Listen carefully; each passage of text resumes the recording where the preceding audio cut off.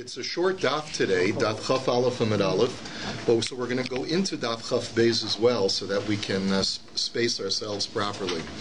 Yesterday we learned the Mishnah. We learned that there are several chumras that the rabbis placed upon you when you're purifying utensils for the purpose of using them for kachim.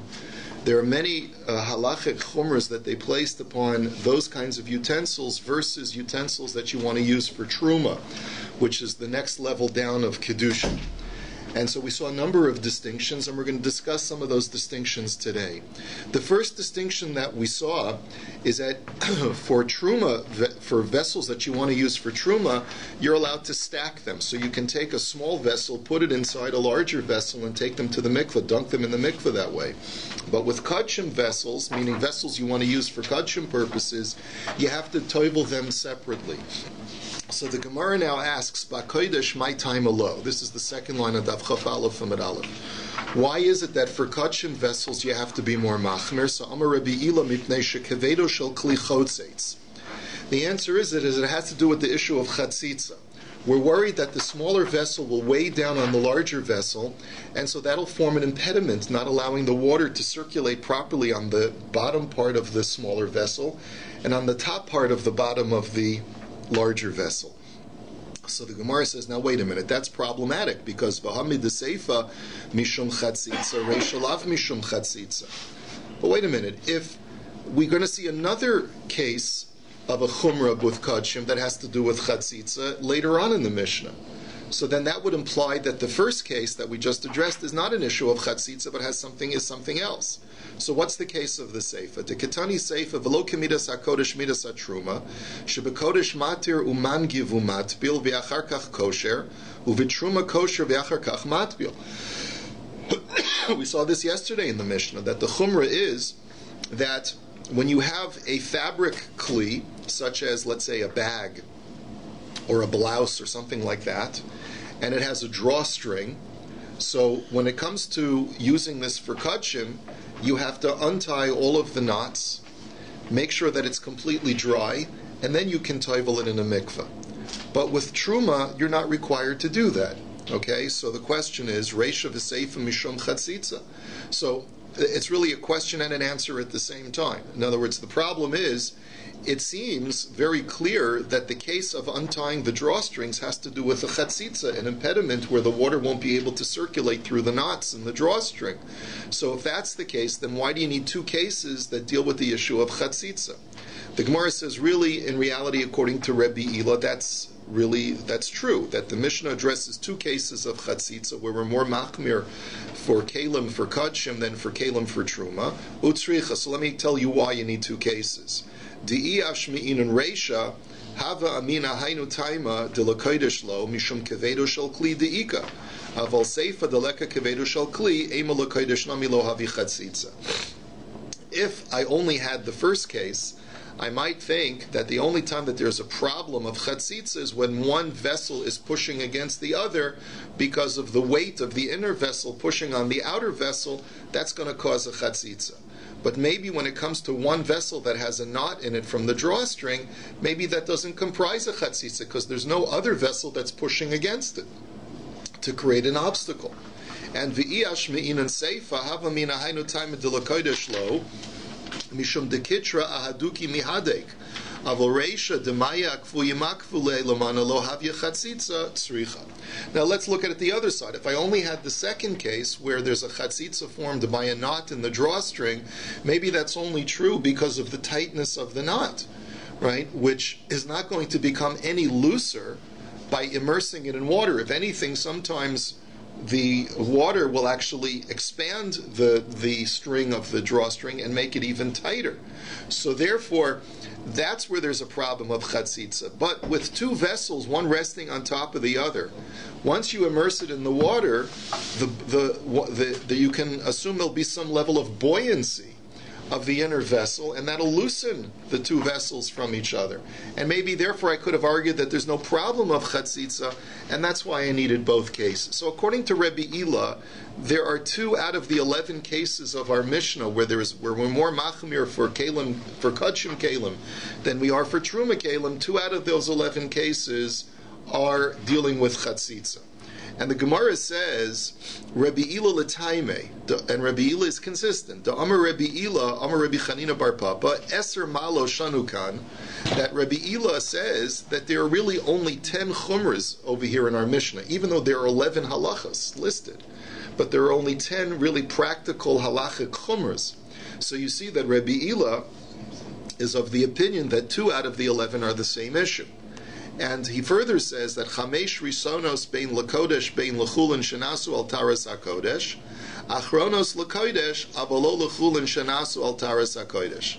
And then he goes on and he tells us something else that's interesting. He says the first 5 on this list have to do with issues where there's a possibility of a Tumah D'Oraisa being introduced, and therefore the Chumras having to do with Kodshim apply equally to whether you want to use this kli for actual kodshim, for actual sacrificial food, or whether you want to use it for chulin that is upgraded in your own mind to be treated like kodshim. Remember we talked about this yesterday, that there's sometimes a Kohen who's a balabas, and he wants to train his family in how to properly treat kodshim.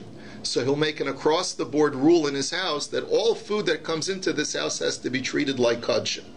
And therefore all utensils that we use will be treated like they're being used for kodshim. That's called chulin. That's chulin shenasu al taharas hakodesh. And therefore, the first 5 on this list, in the Mishnah says Rabbi Ila, the chumras of those kalim will apply both to kodshim, when you want to use the kli for actual kodshim, or when you want to use the kli for chulin shenasu al taras hakodesh.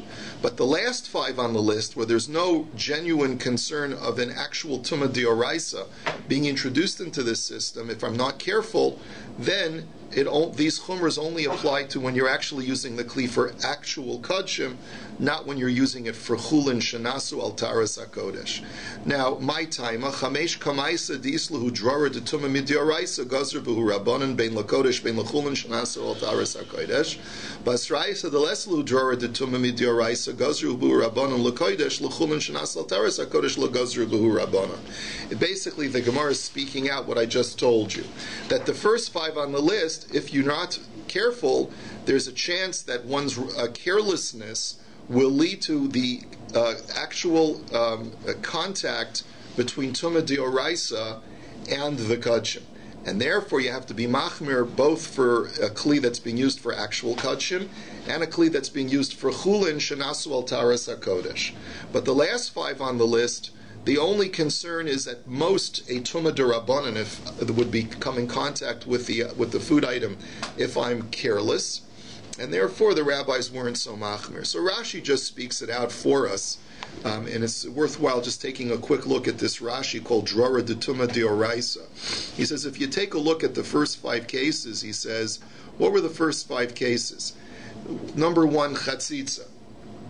If I toivel 2 kalim at the same time, and their taka is a chatzitza, then it's going to turn out that these kalim have a tumah d'oraisa still attached to them, and then if I deal with kodshim with them, I've contaminated the kodshim. So therefore, there's a real tumah d'oraisa concern. The second case we talked about was where we deal with a kli that has separate components, an inside and an outside and a handle area.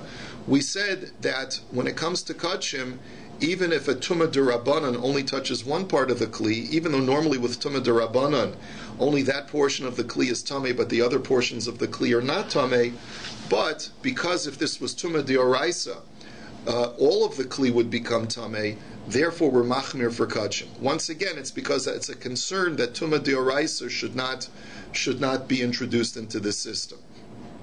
And then the next case Rashi says, the next case Rashi says is the case of a fellow who is,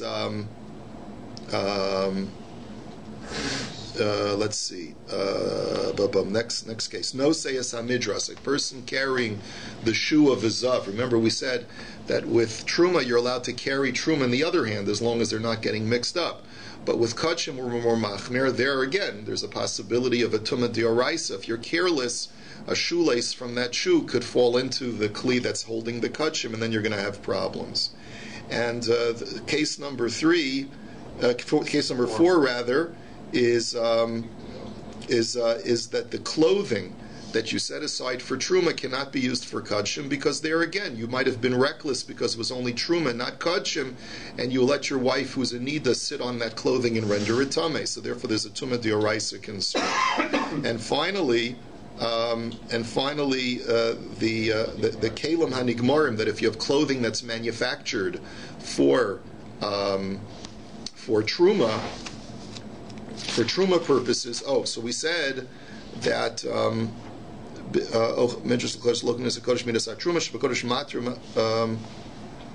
that one second. Big day ochle truma midras lakodesh. And there was a fifth case that when you manufacture a kli, I'm trying to just see where it is. That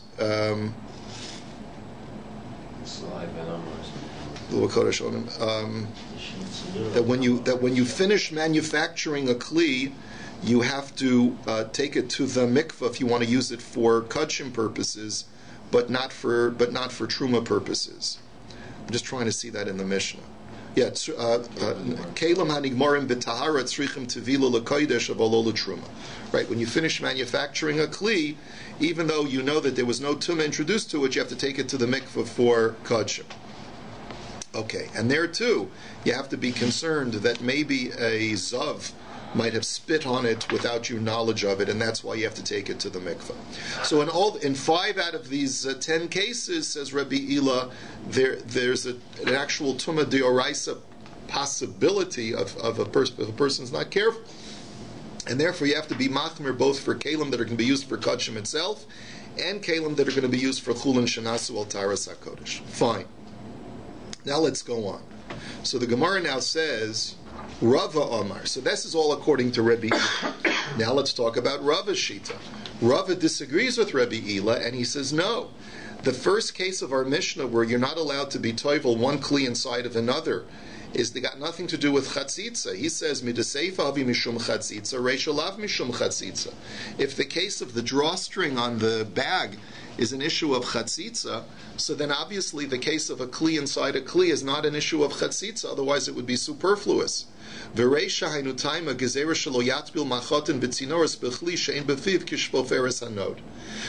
the reason why for kudshim you're not allowed to toivel one kli inside of another?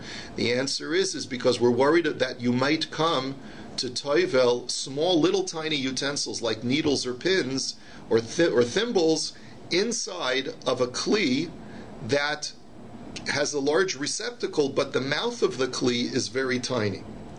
So in a case where the mouth of the kli is very tiny and it's smaller than the width of a flask mouth, which we'll explain in just a minute how much that is, the water that comes into that kli does not have the din of mikvah water.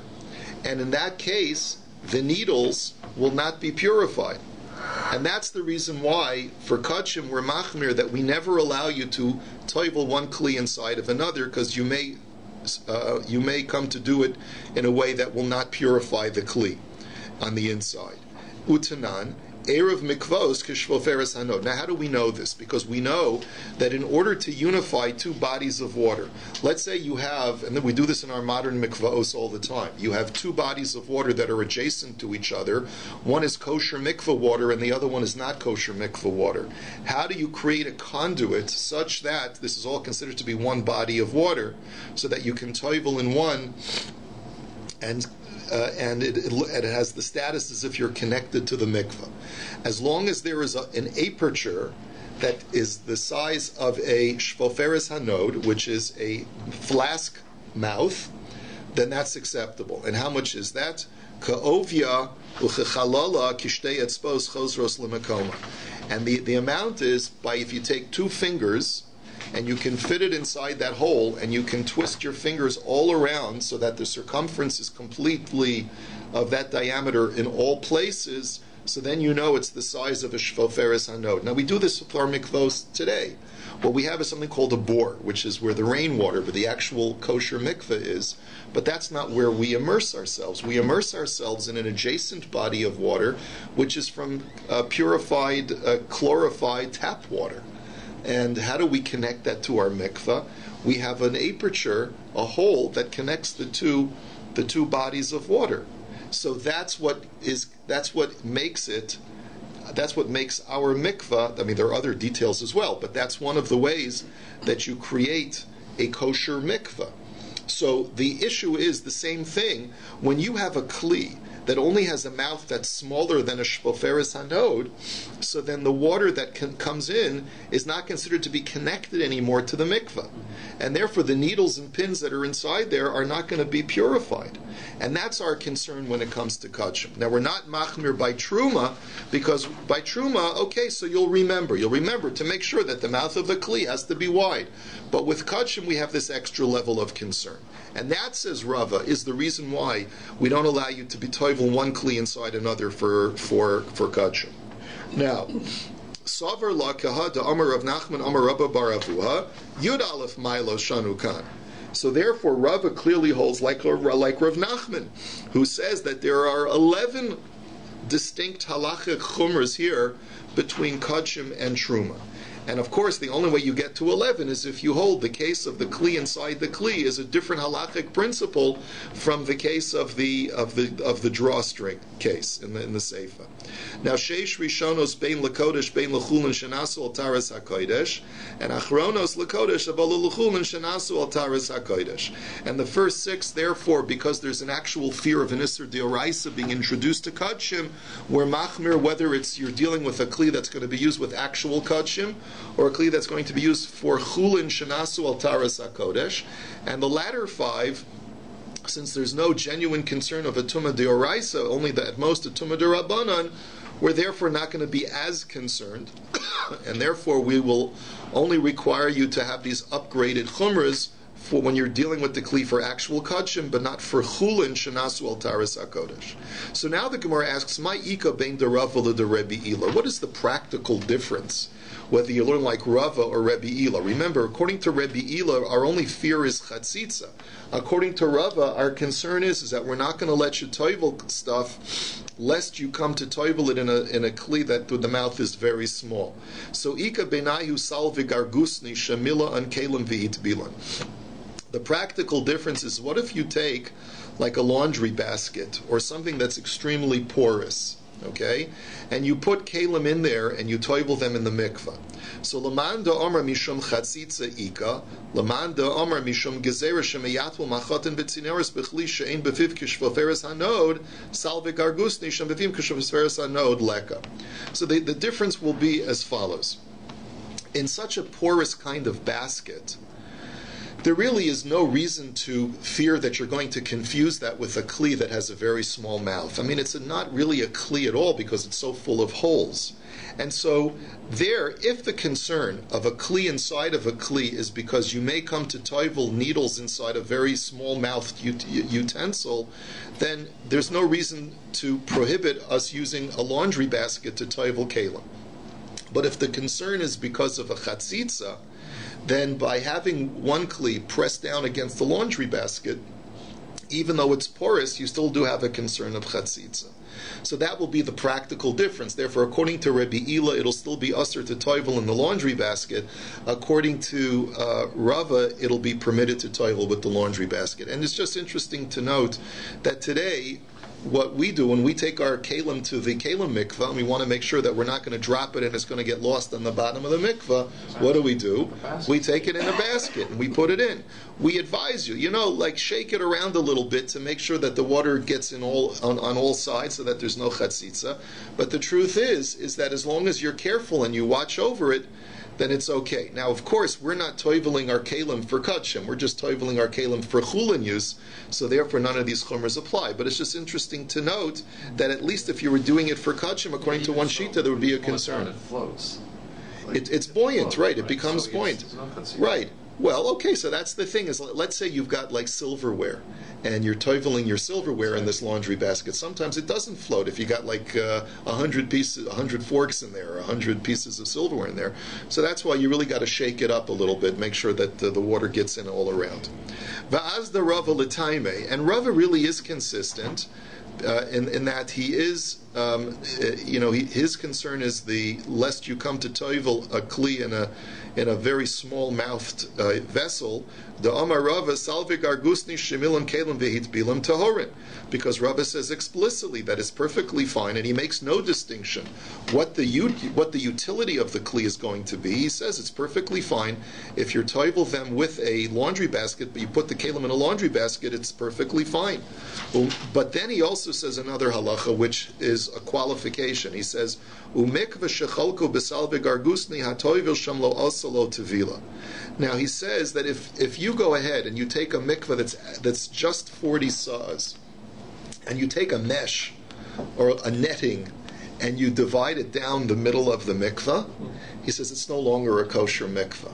He says, granted that it doesn't have a din of a kli, but in order for the water of the mikvah, in order for it to be considered a 40 saw mikvah, there can be no impediment, even a porous impediment, between one part of the mikvah and the other part of the mikvah. It's a different halacha now.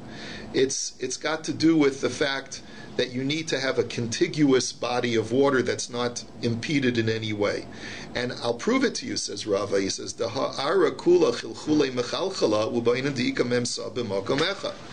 he says, what's my proof? Let's say I have a body of water. Now, let's say I have a pond. How did the pond develop? Well, water from an adjacent river flows through the soil and fills up the pond or the swamp, right? That's how you get a pool of water that's separate from a larger raging river, right? It's through the soil. Now, if there's less than 40 saw in that pond, you can't argue, well, it's connected to the river through the soil. Now, soil is completely aerated. I mean, it's completely porous soil. So why can't you argue that it's still connected to a larger body of water that's larger than 40 saw? The fact that we don't say that proves that even if you have a completely porous material, but if it separates between one portion of the mikveh and the other, it renders the mikveh non-kosher. You need to have 40 saw in one place. The mikvahs we have now with that conduit, you can't put a filtering screen between them, I guess. That would be correct. You can't put anything between them, right? Correct. Now, v'hani mili bichli tahor. But Bob, note, that's not an exactly analogous situation. What we're talking about is taking a 40 saw mikvah and dividing it in two through a porous material. If you were to put a filter in between that aperture, then you would still have a kosher mikvah on one side, right, but a non-kosher mikvah on the other side. Okay. Anyway, v'hani mili bichli tahor, aval bichli tamei migu desalka tefila l'kulei gufa demana salkalu nami l'kelim di'isbe.